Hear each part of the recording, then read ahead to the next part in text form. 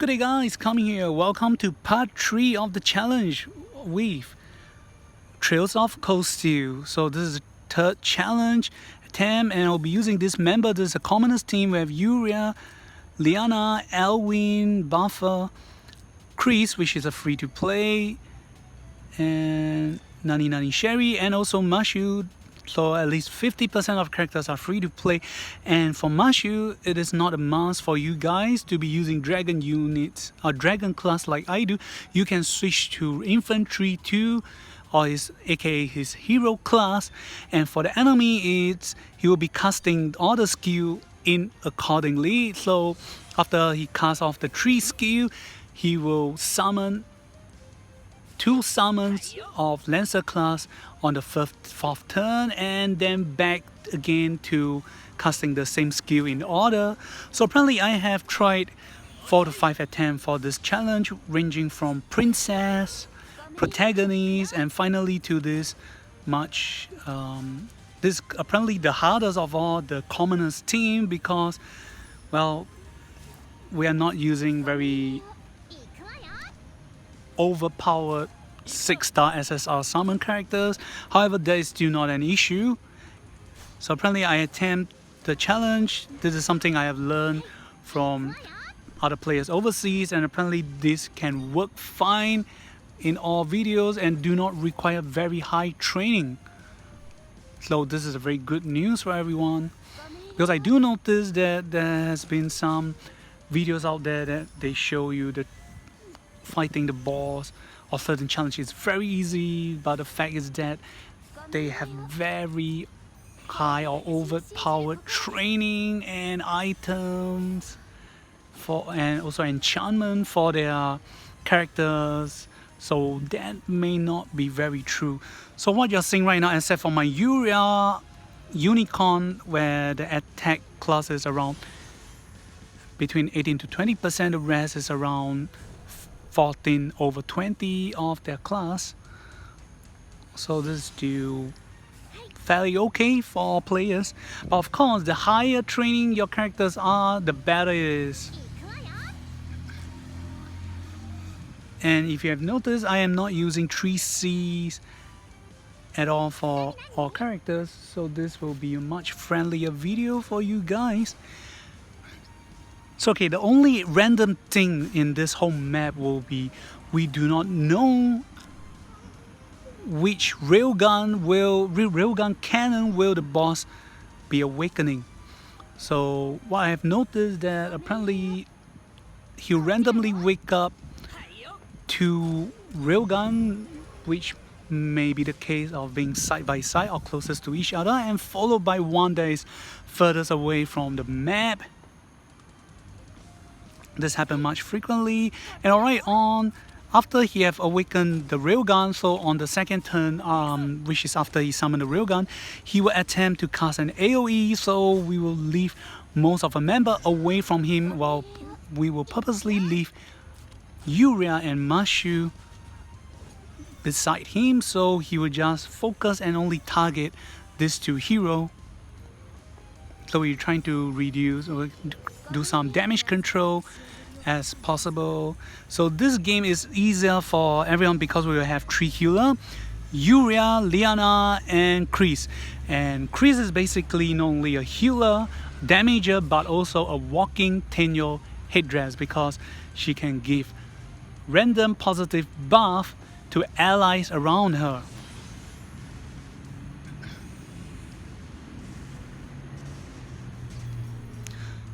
So be careful of the railgun, but do know that it's okay to be hit by the railgun once and not more than that, because the damage increment can be stacked, and which is very bad or dangerous for everyone. And once you got hit by railgun, gotta heal them back to full HP before you attempt to attack the boss.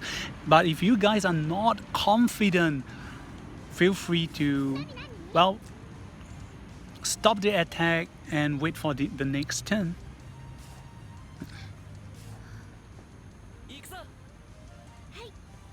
So apparently I'm having a not so great RNG here, because I'm hitting the enemy in the place that I will get hit by the railgun easily, but that is not a very great and it is not a very serious issue.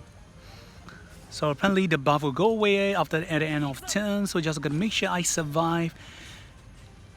Okay.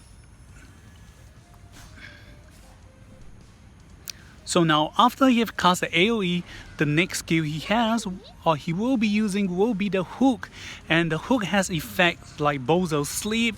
As said, well, there's a boss character. The hook with sleep cannot be immune or dispelled, so we gotta stand in the position that is cross surrounding formation to skip or to prevent him from hooking any one of us. Then after the hook, next turn he will not be using hook again. Instead, he will be summoning 2 Lancer units and then followed by the repeat of his skill set, which he will be awakening random 3 railguns cannon unit. So if you notice that the damage that Elwin taken is higher compared to the previous turn that you attempt to attack, and this is because of the effect from the railgun. So it's okay to take 1 shot from the railgun cannon, but no more than once. So the railgun hitting range is around is a 3 by 15 squares or tiles range. So as long as you are able to stay out of range, you'll be fine.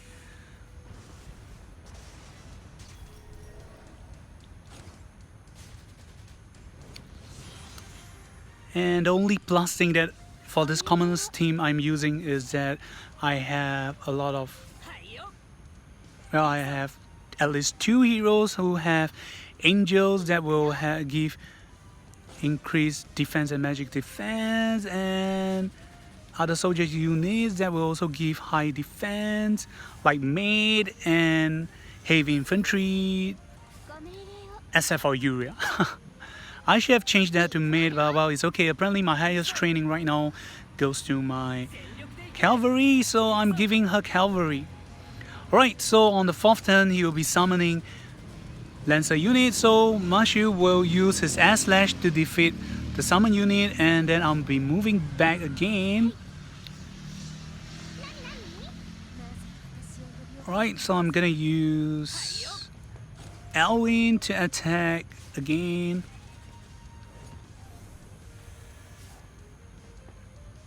Okay. So again, I said, if you're not confident or you feel that your characters will die if you attempt to attack the boss after taking a hit from the railgun, do not attack and just rest your turn and move away from the railgun shooting range. Alright, I'm gonna use Yuria to attack again and heal back allies' HP. So okay, in case you guys are looking that I have 2 Gift of Eternal Hammer. Yeah, is that a name? Yeah, the healing hammer, and it'll be best to have at least 1 hammer, and I would strongly suggest to give that to Chris. While we can replace with other attacking, as in other intelligence hammer or weapon for Yuria instead. Understand that the healing hammer does not comes easily for every player, but well, hopefully you will try to have at least get 1, or if not, you will heavily rely on Chris for all the healing. And the plus thing is that both Chris and Yuria have faith where they will heal back 15% of ally missing HP. So alright, so the things go repeat again, so the boss will awaken 3 random railgun cannon. So again, I said 2 of the cannon are closest to each other, and 1 cannon are at the very far, or is the furthest against the 2 railgun cannon. So alright, we got to shift our positions and move away from the dangerous distance or range from the cannon. And there's a time where I got to rebuff my ally.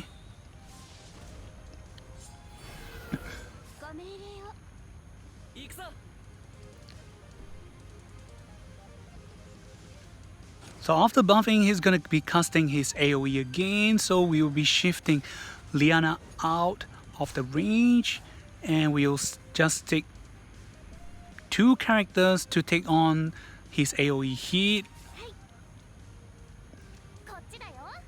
Right, Mushu is taking quite some damage here. I'll definitely need to heal. So Chris, do your job.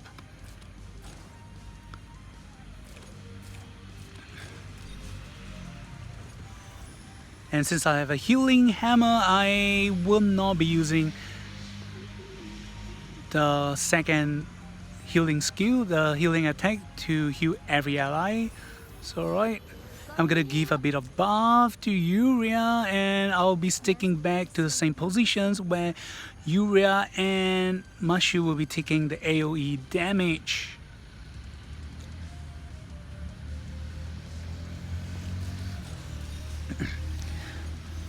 Okay, the great thing about this stage is that after attack you can move 2 steps again, so it is actually good to give us great versatility.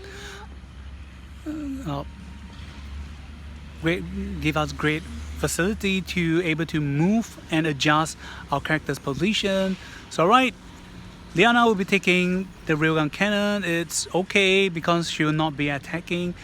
And okay, it's a misjudgment or misplay from me that I did not notice that I shifted 3 characters down there, and apparently the boss is aiming for 3 of them. But no worries, guys, we'll be able to survive because those characters did not get hit from the railgun, and the damage from boss will not be that high.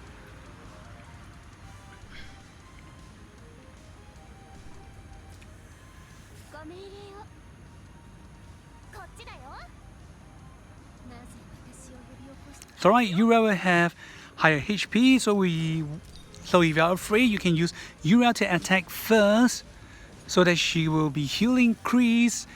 Then we will use Chris to heal the rest of our ally. So okay, a bit of misplay from my part, and we are coming to the end, and that's why I'll be standing at this position so that the boss can just hook Mushu over, and well, you don't have to care too much. The important thing about Mushu is that he's giving attack command to boost allies' attack. So right, Chris is back to full health again, so it's not a very scary situation for us. And alright, just gonna use Liana to heal ally, or you can just end your turn. So yep, the next turn we will be finishing off the boss. So alright, Chris is taking 1 hit from railgun, and followed by Liana. So alright, the boss is hooking Mushu. You'll cause him to sleep, but no worries, his roll is done. Okay, we'll be using Sherry to finish off the summon units first, and we'll leave the rest to Alwyn, Yuria, and Chris. Yep. However, if you are not able to finish the boss on this turn, well, don't worry, you can wait for the others. You can wait for the second round, because there's 1 more extra 1 to 2 more turns where the boss will again do awakening of the railguns and following by AoE. So this, you have at least 2 more to 3 more turns to attempt to finish off the boss. And now to mention, by now Liana's egg again will be ready. So guys, go for it. Finish the boss, heal your allies, and do your thing. Ta-da! We are not afraid of the railguns.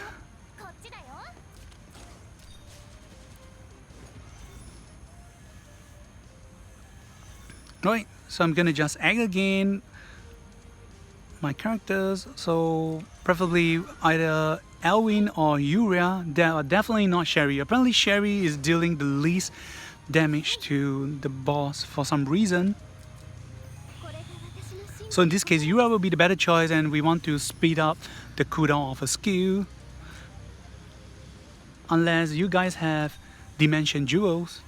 Or if not, it will be best to do this combination with Liana. So alright, we have won a game. Sorry, we have win the game. I mean, I've won a game by now. I've won at least 3 times.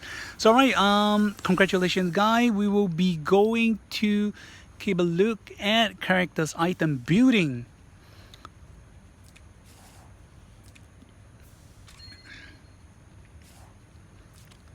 So alright, we'll be using the Glory of Light. So for Yuria, okay, the more or most important stuff will be her weapons. It will be best if you can give her a healing hammer, or if not, any items that will boost intelligence. And for the rest, anything goes.